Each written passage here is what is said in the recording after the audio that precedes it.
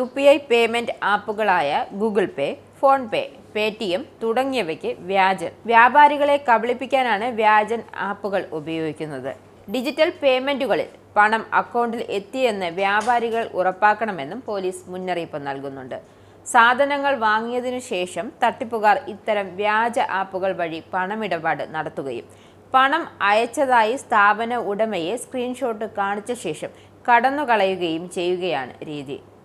തിരക്കുകൾക്കിടയിൽ പലപ്പോഴും പണം അക്കൗണ്ടിൽ വന്നു എന്ന് ഉറപ്പിക്കാൻ സ്ഥാപന ഉടമകൾ ശ്രദ്ധിക്കാറില്ല. വ്യാജ ആപ്പുകൾ എല്ലാ രീതിയിലും ഒറിജിനലിന് സമാനമായി പ്രവർത്തിക്കുന്നതായി ഒറ്റ നോട്ടത്തിൽ ഇത് വ്യാജനാണെന്ന് കണ്ടെത്താൻ സാധിക്കില്ല. അഥവാ ആരെങ്കിലും സംശയം പ്രകടിപ്പിച്ചാൽ നെറ്റ്വർക്ക് പ്രശ്നങ്ങൾ ഉള്ളതുകൊണ്ടാണ് ഇടപാട് വൈകുന്നതെന്നും വിശ്വസിപ്പിക്കും.